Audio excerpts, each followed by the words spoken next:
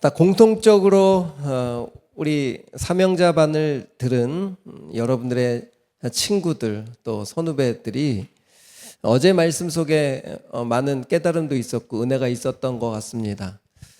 출애굽기 3장에 보면 하나님이 내가 주인이 되어서 너와 함께 하겠다고 계속 우리를 동사로만 있으면 모든 걸 다 책임져 주시겠다고 하는데도 불구하고 모세는 끊임없이 내가 하겠다고, 내가 가면 어떻게 되겠냐고 계속 내가 주어가 되어서 무엇인가를 하려고 하는 그런 하나님과 모세의 관계를 우리가 성경을 차근차근 돌아보면서 하나님은 우리들의 주인이시고 주어이십니다. 그런데 그 하나님이 주어이신 그분을 우리는 동사로 사용할 때가 참 많다는 거예요. 내가 주인이 되고 내가 주체가 되어서 그분을 나의 어떤 진의로 나의 필요에 채운 움직여주시는 그런 분으로 자꾸만 우리가 사용되고 있다. 사명자는 그런 것이 아니라 하나님이 어떤 말씀을 하시더라도 그 말씀에 순종해서 움직이는 자. 모세가 힘이 있고 눈이 밝고 훨씬 더 살 수 있음에도 불구하고 가나안에 가지 말라고 했을 때 아멘 하고 자기의 길을 멈췄던 것처럼 그렇게 내가 주어라고 출애굽기 3장에 하나님에게 뻗댔던 모세가 마지막 출애굽기 40장에 가보면 철저하게 주어가 하나님이 되시고 모세는 동사가 되어서 하나님이 말씀하신 대로 움직이는 자가 되었던 것처럼 우리 사명자반 공부했던 4주에 우리 36명의 한 사람 한 사람들이 하나님이 주어가 되어 주십시오. 나는 동사가 되겠습니다. 이런 고백이 어제 있었던 그 이야기예요. 여러분들이 주어와 동사 이게 무슨 얘기인가 막 헷갈릴까 봐 제가 짧게 말씀을 드렸습니다. 그러면 계속해서 지난주부터 우린 삼손의 이야기를 몇 주에 걸쳐, 지난주가 아니죠, 몇 주에 걸쳐서 지금 삼손 이야기를 여러분들과 나누고 있습니다. 지난주 어디까지 말씀드렸냐 하면 삼손이 눈이 휙 멀었어요. 누구에게요? 한 여인에게 눈이 멀었습니다. 눈이 멀었다라고 하는 여러 가지의 해석에는 마음이 빼앗기고 그녀가 하는 모든 것이 옳아 보일 만큼 온전한 모든 것이 빼앗겼다라고는 의미가 있어요.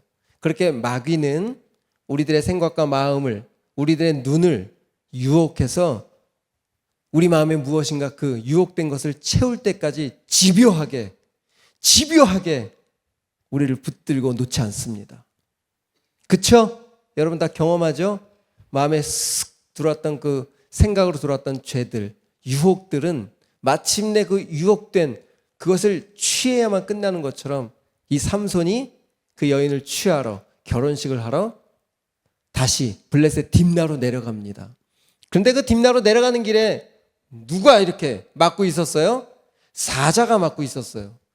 사자가 막고 있어도 아랑곳하지 않고 사자를 찢고 그 여인을 만나 결혼하기로 작정을 합니다. 이렇게 하나님이 장애물들을 우리 앞에 가지 못하도록 막고 있음에도 불구하고 이 내 마음에 한번 유혹된 것들은 채울 때까지 어떤 방법을 동원해서라도 그 길을 취하려고 하는 것이 우리들의 본심이 아닐까? 그 마음을 사단은 이용을 하고 있는 거겠죠. 그래서 결혼식이 진행이 됩니다. 그 블레셋의 전통대로 블레셋의 남자 30명들과 그 결혼식장에 어떤 즐거움을 누리기 위하여 포도주도 나누고, 그런데 지금 상황 가운데에서는 블레셋과 이스라엘이 전쟁 가운데 있기 때문에 블레셋에도 이 힘 좋은 삼손이 온 것이 그렇게 탐탁하지는 않았어요. 그러니까 30명을 보낸 이유가 신학자들은 이렇게 해석도 합니다. 술을 잘 먹여서 진짜 저 삼손이 어떤 사람인지 어떤 의도를 갖고 들어왔는지 알아내기 위한 방법일 수도 있고요. 또 두 번째는 이 삼손이 힘이 좋으니까 이 결혼식 하는 도중에 혹 마음이 바뀌어가지고 갑작스러운 어떤 일들이 발생됐을 때 제재를 할 수 있는 그 남자들 30명을 두었던 상황일 수도 있겠죠. 어떤 상황인지 알겠죠? 결혼식을 빙자한 이 삼손은 자기의 욕구를 채우기 위한 자리였지만 블레셋 입장에서는 또한 삼손을 경계하고 이 결혼식을 통해서 혹 이스라엘이 넘어오지는 않을까라고 하는 그런 미묘한 갈등 속에 있는 상황들이 지금 진전되고 있는 거예요. 그런데 수수께끼를 맞췄어요? 못 맞췄어요? 이들이 수수께끼를 못 맞췄죠. 왜? 지극히 삼손의 이야기였으니까. 그러니까 누구에게만 알려줬냐면 그 아내에게만 이 답을 알려준 것을 알고 그 남자들 30명은 화도 나고 자존심도 상하니까 그 여인에게 찾아가서 협박을 하죠. 너희가 안 가르쳐주면 너희 부모와 너희 모든 집안을 다 불살라버리겠다.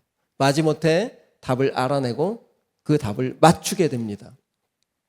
삼손은 어쨌거나 약속을 했기 때문에 그 약속에 대한 선물을 줘야 됐고 그 분을 이기지 못하고 화가 나서 그 결혼식장에 있는 30명을 죽일 수 없으니까 옆 동네 아스글론이라는 동네에 가서 30명을 죽이고 그들의 옷을 벗기고 그 옷을 30벌을 선물을 하고 화가 난 나머지 결혼식은 뒤로 하고 소라 자기네 땅으로 돌아와 버리죠. 그것이 오늘 본문의 시작입니다. 사사기 14장 19절 20절 우리 한번 같이 읽어볼까요? 시작. 여호와의 영이 삼손에게 갑자기 임하심에 삼손이 아스글론에 내려가서 그곳 사람 30명을 쳐 죽이고 노략하여 수수께끼 푼 자들에게 옷을 주고 심히 노하여 그의 아버지의 집으로 올라갔고 삼손의 아내는 중요합니다. 삼손의 친구였던 그의 친구에게 준바되었더라. 삼손은 알아요 몰라요? 자기 아내가 지금 누구한테 뺏겼다는 걸 알아요 몰라요? 화가 나서 사람들을 죽이고 선물 훅 던져놓고 자기는 소라 땅으로 돌아왔는데 지금 블레셋의 그 땅은 지금 그 아내가 다른 친구에게 준바된 것입니다. 이렇게 삼손의 욕심을 채우기 위한 하나님의 방해 속에서도, 방해라는 표현이 좀 그렇지만 부모의 만류, 사자의 어떤 방해 속에서도 자기 욕심을 채우려고 했던 그 욕심의 결말이 어떻게 됐어요 지금? 좋게 하나도 끝나지 않았어요. 파탄이 나버렸습니다. 성경에는 이렇게 욕심대로 움직일 때 어떤 일들이 벌어지는지를 많은 곳에 기록되어 있지만 대표적으로 어디입니까? 가장 먼저는 자기 욕심대로 눈에 보기 좋은 대로 선악과를 따먹었을 때 하나님과 인간의 관계가 파괴됐죠. 또 자기 욕심대로 형이 받을 복을 야곱이 대신 거짓말로 취했을 때 형과의 관계가, 아버지와의 관계가 끊어지는 그런 파괴의 모습들을 성경 곳곳에서는 우리들에게 가르쳐주고 있죠. 그래서 야고보서 1장 15절 이런 말씀이 있습니다. 시작. 욕심이 잉태한 즉 죄를 낳고 죄가 장성한 즉 사망을 낳느니라. 여러분 욕심은 누가 주는 걸까요? 마귀가 유혹을 통해서 우리 마음 가운데 무엇인가 취하기 위한 유혹을 주지만 그것을 받아들인 존재는 사람이에요. 그래서 욕심이라는 유혹이 들어와서 그것이 인간에게 어떤 결과를 낳습니까? 다시 한번 말씀드리면 죄가 되고 죄가 장성하여 우리를 사망 가운데 파탄 가운데 무너뜨리겠다라고 하는 그 하나님의 진리의 말씀이 오늘 삼손의 자리에도 동일하게 나타나고 있죠. 이게 삼손의 이야기만이 아닙니다. 우리도 똑같아요. 하나님의 말씀이 아닌 내 욕심대로 취하기 시작하면 뭔가 당장은 취해진 것 같고 당장은 내 욕구가 채워진 것 같지만 그 자리에는 파괴가 일어나기 시작합니다. 이렇게 자기의 욕심이 취해지지 않은 아주 안 좋은 결말을 가지고 집으로 돌아온 삼손은 시간이 꽤 지난 후에 아내에 대한 자기의 미안한 마음이 생겼는지 염소 한 마리를 들고 화해하러 올라갑니다. 그게 15장 1절 2절 말씀이에요. 우리 같이 읽어볼까요? 시작. 얼마 후 밀 거둘 때에 삼손이 염소 새끼를 가지고 그의 아내에게로 찾아가서 이르되 내가 방에 들어가 내 아내를 보고자 하노라 하니 장인이 들어오지 못하게 하고 1절만 고백해볼게요. 저희 여기서 우리 리더들하고 이런 얘기를 나눴습니다. 아니 화해를 하러 가려면 꽃을 한 1000송이는 가져가야 될 건데 염소 새끼는 뭐지? 그렇죠? 잘못한 것을 미안해하는 마음으로 표현하기 위해서는 여인에게 아내에게 꽃을 좀 가져가도 시원치 않을 판에 염소 새끼를 하나 들고 갔다는 건 뭘까? 고민해 보니까 그 당시에 염소는 물질의 또한 그 역할을 하고 있기 때문에 그렇게도 생각을 해 보겠죠. 잔치를 하기 위해서인지. 아무튼 삼손은 참 로맨스는 없는 사람이었던 것 같아요. 화해를 하기 위한 방법이 조금 이것도 자기 중심적이지 않을까라는 생각이 듭니다. 그런데 지금 뭔가 분위기가 이상해요. 화해를 하러 갔는데 장인이 어떤 일들을 이미 벌였습니까? 그 딸을 누구한테 줬잖아요, 이미. 그러니까 큰일 났잖아. 지금 왜? 삼손이 그 30명을 죽인 걸 알아요. 삼손의 포악함을 알아요. 그러니까 장인이 2절에 이렇게 이야기합니다. 이르되 내가 그를 심히 미워하는 줄 알고 그를 내 친구에게 주었노라. 그런데 그의 동생이 그보다 더 아름답지 아니하냐? 청하노니 너는 그를 대신하여 동생을 아내로 맞이하라 하니. 여러분, 이 참 황당한 일입니다. 저는 이 지금 장인이 하고 있는 이 대화 내용 속에서 좀 생각해 봤어요. 이것이 이방인들의 그 인격적이지 않은 세계관을 보여주고 있는 거예요. 자기 맘대로인 거죠. 인격적이지 않은. 딸 자식도 인격인데 자기 맘대로 자기의 어떤 어려움을 모면하기 위해서 딸 자식을 앞세우는, 이게 세상의 모습이라는 거죠. 저는 여러분, 이 장인의 이 모습을 통해서 여러분들에게 꼭 부탁드리고 싶은 게 있었어요. 여러분, 연인 관계, 또 여기 결혼한 분들도 계시겠지만 절대 인격적이어야 합니다. 내 욕심대로, 내 요구대로 상대를 다스리려고 하기 시작하면 그 관계는 파괴가 시작돼요. 단 한 가지도 인격적으로 구하셔야 돼요. 왜요? 우리 예수님이 우리한테 인격적으로 대하시잖아요. 죄인인 우리를 강제로 하지 않으세요.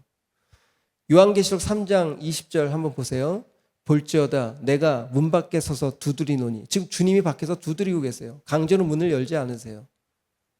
끊임없이 우리에게 청혼하시고 문을 열어달라고 사랑을 고백하시고, 누구든지 그 사랑의 고백을 듣고 문을 열면 내가 들어갈게.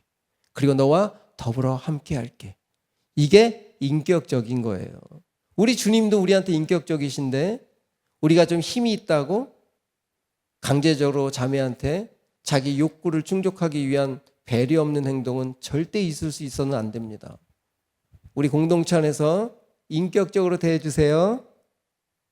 아니, 이건 또 요즘은 또 좀 바뀌어서 자매들도 남자들한테 인격적으로 대해주세요. 이 자매들만의 문제는 아닙니다. 저는 오늘 이 본문을 통해서 건강한 관계는 절대 일방적이면 안 됩니다. 만남을 위해서도 인격적으로 시간이 어때?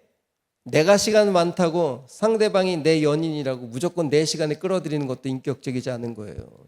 하나하나를 그렇게 인격적으로 한 걸음 한 걸음 걸어가서 주님의 마음으로 그 관계를 유지할 때 그 관계는 건강한 관계가 되는 거예요. 그러니까 연인 관계나 부부 관계는 뭘 연습하는 거죠? 인격을 연습하는 거예요. 그렇게 30년을 인격을 대한 우리 부부가 서로 위해서 시간이 지나서 습관적으로 사는 것이 아닙니다. 시간이 지나면 지날수록 더 인격적으로 대해지는 거예요. 우리 주님이 한 번도 우리한테 강제적으로 하시지 않거든요. 끊임없이 끝까지 인격적으로 우리 주님이 보여주신 그 인격의 모습을 우리 공동체 안에서도 꼭, 제가 다 지금 사귀는, 교제하는 소문들을 다 듣고 있기 때문에 주시하겠습니다. 서로 인격적으로. 자, 한번 따라해 볼까요? 우리는 모두 하나님이 보내주신 귀한 존재다. 시작. 나는 하나님의 귀한 존재다. 너도 하나님의 귀한 존재다. 이렇게 자기중심적인 관계 되지 마시고, 우린 젊잖아요. 좋아하는 감정이 생기는 건 어떻게 합니까? 하지만 그때서부터 인격이 시작이 돼야 돼요. 내 감정이 우선이 아니라. 자, 오늘 삼손은 인격적이지 않습니다. 자기가 가진 힘이 있기 때문에 인격적이지 않아요. 아내를 빼앗긴 삼손은 어떻게 합니까? 장인이 그렇게 이야기했을 때 자기의 실수를 인정하고 그 상황 가운데 다시 아내를 되찾아 오든지, 아니면 좋은 방법을 연구를 해야 되는데, 우리 다음 자리 한번 15장 3절 5절 한번 읽어보겠습니다. 3절부터 천천히 4절 5절 읽어볼게요. 시작. 삼손이 그들에게 이르되 이번은 내가 블레셋 사람들을 해할지라도 그들에게 대하여 내게 허물이 없을 것이니라 하고, 삼손이 가서 여우 300마리를 붙들어서 그 꼬리와 꼬리를 메고 회를 가지고 그 두 꼬리 사이에 한 회를 달고. 여기까지만 읽어봅시다. 지금 3절에 보니까 삼손이 지금 인격적으로 대해요? 아니면 개인적인 복수를 지금 자행하려고 하고 있어요? 내가 지금 이 하는 모든 행동들은 괜찮다는 거예요. 왜? 당신이 그렇게 잘못했으니까. 내 마음대로 이제 너희들이 잘못한 내 아내를 너희들이 마음대로 한 것처럼 나도 너희들 내 마음대로 하겠다. 이렇게 한 거예요. 지금 삼손이 하나님의 이스라엘 구원자의 예표하는 사람이에요. 나시린이라는 거예요, 여러분. 우리도 하나님을 믿는 공동체, 하나님을 믿는 사람으로 하나님 이야기하지만 실질적으로 우리의 삶의 자리로 돌아갔을 때 이렇게 내 중심적으로 행동할 때가 너무 많다는 거죠. 그러니까 우리를 보고 하나님이 보일까요? 안 보일까요?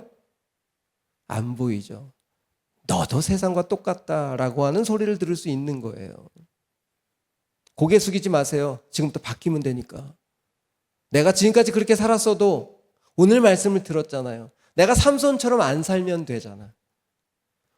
내게 좀 불편한 상황이 부딪힐지라도 내 속이 편한 대로 움직이는 것이 아니라 다른 사람의 마음을 인격적으로 대하는 자, 그 자리까지 가는 것이 믿음이고 신앙입니다. 말씀을 계속 듣다 보면 그렇게 바뀔 거예요. 삼손이 이제 자신의 개인의 복수를 하기 위해서 4절에 우리가 읽은 것처럼 여우 300마리를 붙들었대요. 참 좀 상상이 안 가죠. 우리 사진 하나 띄워볼까요? 이 여우라는 단어가 제가 찾아보니까 슈알이란 단어를 썼어요. 여우란 단어가 무슨 단어라고요? 슈렉이 아니고 슈알. 슈알은 여우과가 아닙니다. 자칼이라는 짐승이에요. 자, 이것은 어떤 짐승인지 다음 사진. 자, 두 개 구분돼요. 다시 앞사진. 앞사진이 여우고 뒷사진이 자칼입니다. 여우는 집단성을 다니지 않아요. 그러니까 이 300마리를 잡았다는 것이 신학자들 입장에서는 자칼일 것이다. 왜냐하면 뒤에 있는 이 자칼은 집단을 이루어서 다니고 또한 죽은 사체만 먹는 존재인 거예요. 그러니까 자칼을 우리는 이해할 수 있으면, 그러니까 자칼로 이해하면 될 것 같아요. 이렇게 이 자칼의 꼬리 2마리씩 묶어서 그 중간에 사진 하나 더 올려볼까요? 회라고 하는 것이 바로 지푸라기로 만든 여기 불을 붙인 거예요. 꼬리와 꼬리 사이에. 그러니까 저게 타들어가면서 뭐가 뜨거울까요? 꼬리가 얼마나 뜨겁겠어. 그러니까 이 150상 되는 이 자칼 여우들이 사방팔방 블레셋에서 그 불 붙은 대로 막 돌아다닌 거예요. 그러니까 블레셋에 1년 동안 농사를 다 태워버린 거고 포도나무를 다 태워버리고 올리브나무를 다 태워버린 거예요. 참 고도의 삼손의 복수는 아주 머리가 좋아. 자기 힘 하나도 안 들이고 그냥 300마리를 잡은 것 자체가 힘이 갔겠지만 자기 힘으로 복수한 것이 아니라 여우를 통해서 블레셋의 모든 땅덩어리에 있는 곡식들을 다 태워버린 거죠. 자, 그랬더니 6절에 이제 한번 읽어봅시다. 블레셋 사람들이 이르되 누가 이 일을 행하였느냐 하니 사람들이 대답하되 딥낫 사람의 사위 삼손이니 장인이 삼손의 아내를 빼앗아 그의 친구에게 준 까닭이라 하였더라. 이제 이유가 밝혀졌죠. 왜 이렇게 지금 난리가 났고 이 난리 난 원인이 누구였다는 것까지 다 밝혀졌어요. 그랬더니 그 다음에 어떻게 블레셋 사람들이 올라와서 그 여인과 그의 아버지를 불살랐어요. 지금 이 분위기가 어떻게 바뀝니까? 15장이 복수의 한마디로 지옥 같은 상황이 돼버렸어요. 그랬더니 삼손이 장인과 그 여자를 죽였다는 것을 또 들었어. 그럼 삼손은 어떻게 해야 될까요? 지금까지 이 온 과정을 보면 삼손이 또 뭐 했을까? 복수했죠. 자, 7절 8절 원 삼손이 그들에게 이르되 너희가 이같이 행하였은즉 내가 너희에게 원수를 갖고야 말리라 하고 8절 다 같이 시작. 블레셋 사람들의 정강이와 널적 다리를 크게 쳐서 죽이고 내려가서 에담바위 틈에 머물렀더라. 블레셋 사람들의 인원이 몇 명은 나오진 않았지만 그 복수의 화풀이를 보이는 사람마다 정강이를 때리치고, 이건 무슨 깡패 이야기도 아니고 이 사사기 15장의 이야기가 조금 읽기가 그렇죠. 여러분, 이 15장이 한 달 나게 끝났습니다. 뭐만 생각나세요 지금? 복수, 죽음, 불바다. 팀 켈러 목사님 잘 아시죠? 이분이 이 본문을 가지고 이렇게 말씀하셨습니다. 가장 강력한 지도자가 있지만 평안은 없는 시대다. 하나님께서 특별히 삼손에게 힘을 주신 이유가 뭘까요?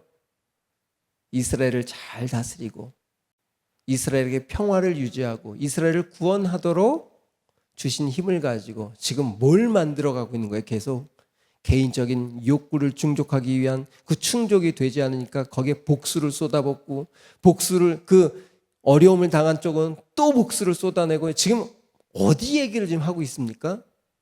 이 시대 세계 정사도 똑같아요. 조금 힘겨루기 위해서 불이익을 당하면 어떤 방법을 동원해서라도 상대 진영을 무너뜨리려고 하는 이 시대에 이 시소놀이하고 있는 이 모습이 지금 이스라엘 안에도 펼쳐지고 있다는 거예요. 여러분, 이 첫 번째 단락에서 제게 주신 깨달음이 뭘까요? 여러분이 지금까지 한 단락을 이렇게 쭉 들으면서 뭐가 깨달아지세요? 저는 내 마음에 시원해지는 복수를 하지 말아야 되겠다. 내 마음에 시원해지는 복수, 막 불바다가 되고 밭이 타는 거 보니까 삼손의 이 마음이 얼마나 시원했을까? 주님이 기뻐하시는 선택을 해야 됩니다. 이 첫 단락에서 주는 메시지예요. 여러분 일상을 살면서 이런 어려움들이 있을 수 있어요. 그런데 그때마다 똑같이 세상 방법으로 내 마음에 시원한 복수를 하고 싶은 유혹을 주면 일단 멈추세요. 제가 이 성경 설교를 준비하면서 여러 설교를 듣다 이찬수 목사님 설교를 들었어요. 이찬수 목사님 이 본문 가지고 설교한 게 아니에요.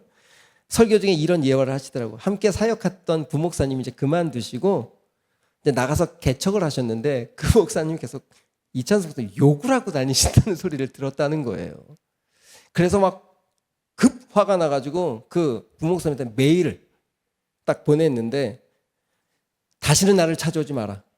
난 너 같은 놈과 상종하지 않겠다. 내가 너를 얼마나 잘해줬는데 이렇게 마음이 올라왔죠. 이렇게 쓴 거 아니고 오해하지 마세요. 이렇게 쓰지 않고 내가 그렇게 자신의 본능과 달리 그렇게 막 자기도 속에 있는 이 시원한 대로 막 쏟아붓고 싶은데 그렇게 안 하고 사과의 메일을 보냈대요. 사과의 메일을.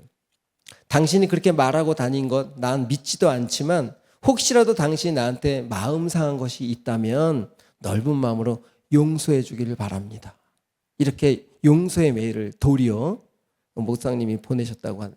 그 후배 목사님에게도 다시 메일이 오고 오해들이 다 풀리는 그런 좋은 관계로 마무리가 됐다고 해요. 그런데 그 다음 말씀이 제가 되게 큰 은혜가 됐어요.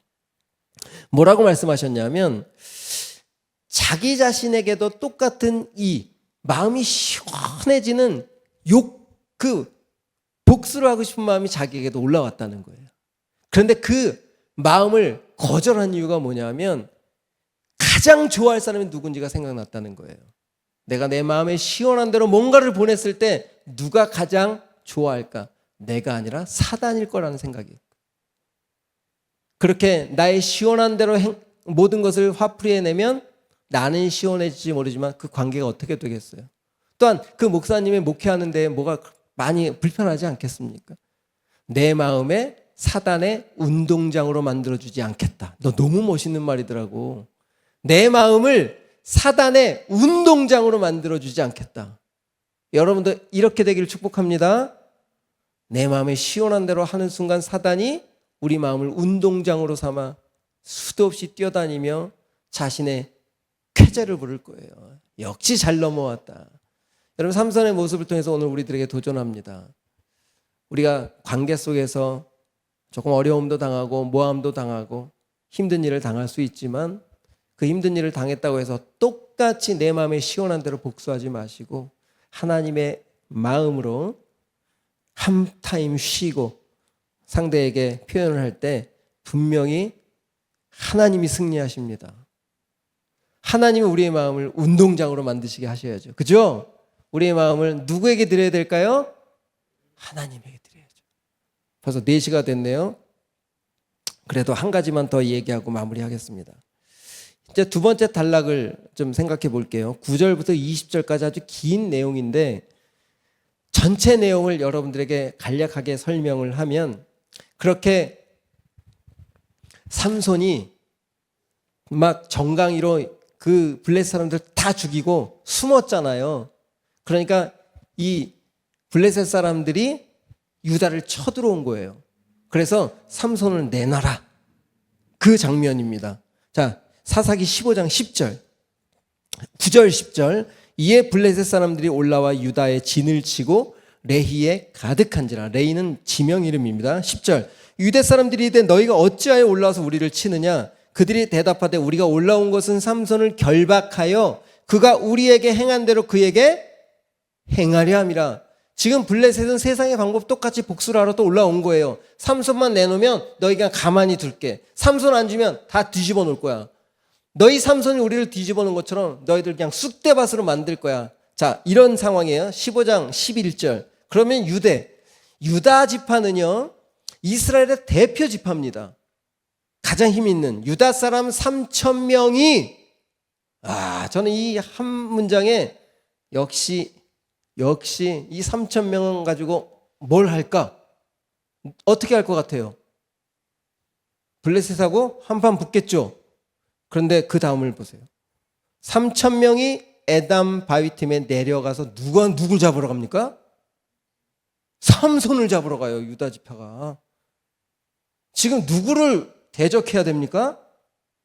하나님의 나라를 넘보는 블레셋을 대적해야 될 유다 지파가 지금 도리어 블레셋 사람과 타협하고 삼손을 잡으러 간 거예요. 그 3,000명을 들어서.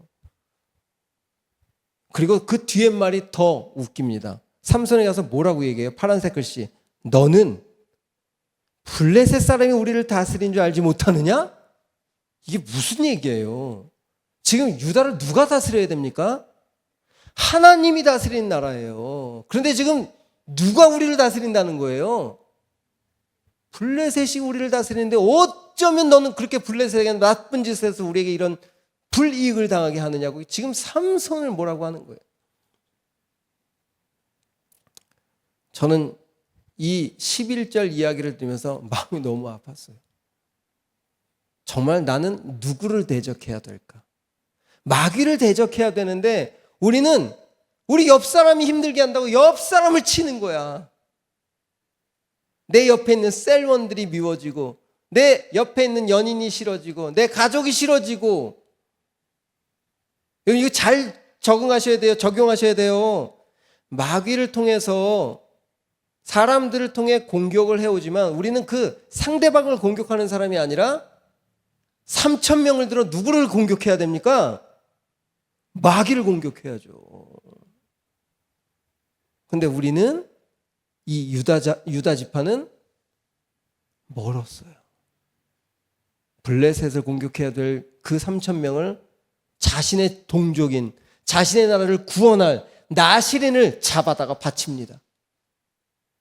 이게 두 번째 단락이 우리에게 주는 이야기입니다. 여러분,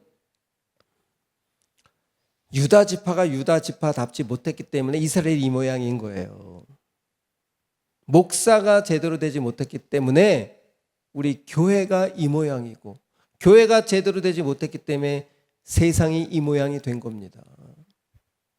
꼭 기억하세요. 여러분들, 그래서 중요한 거예요. 내가 오늘 어떻게 반응하느냐에 따라서 내게 소속된 곳들이 다른 사람 탓할 것이 아닙니다. 내가 목회자가 정직하지 않으면 이 공동체가 무너지는 거예요.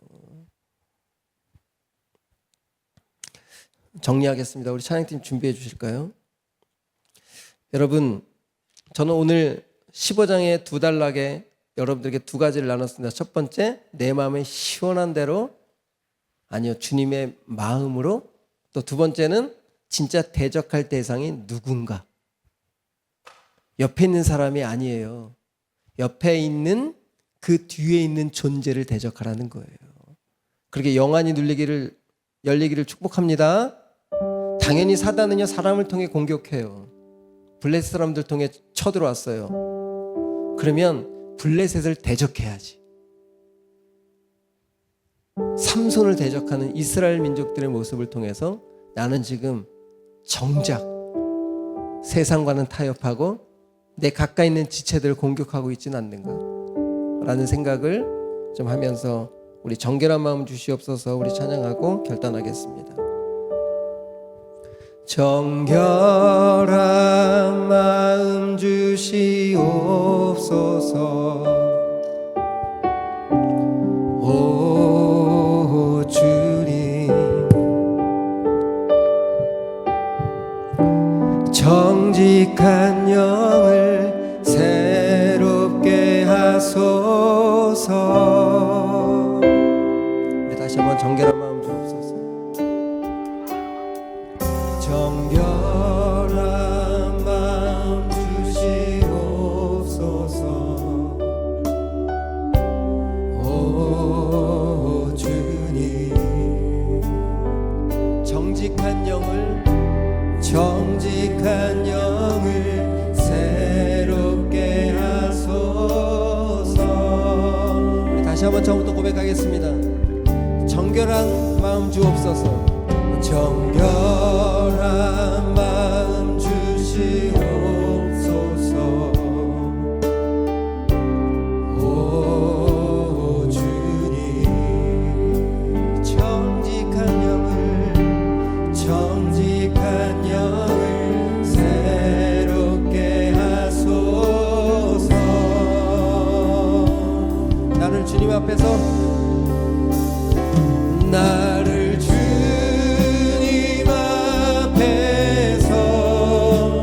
멀리 하지 마시고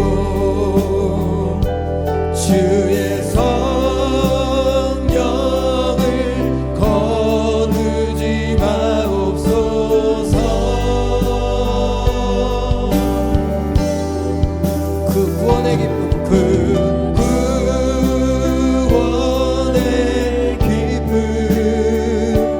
다시 회복시키시고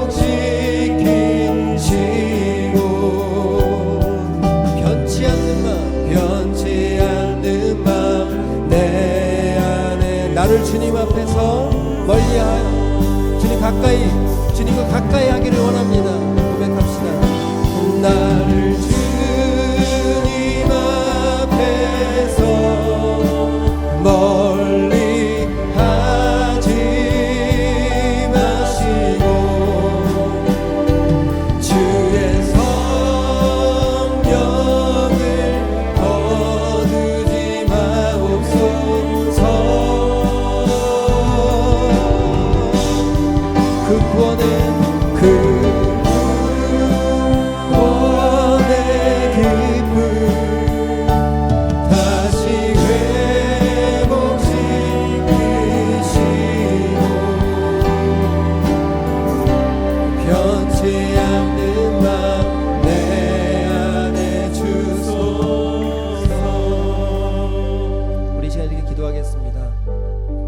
정말 무엇을 대적하고 있는가?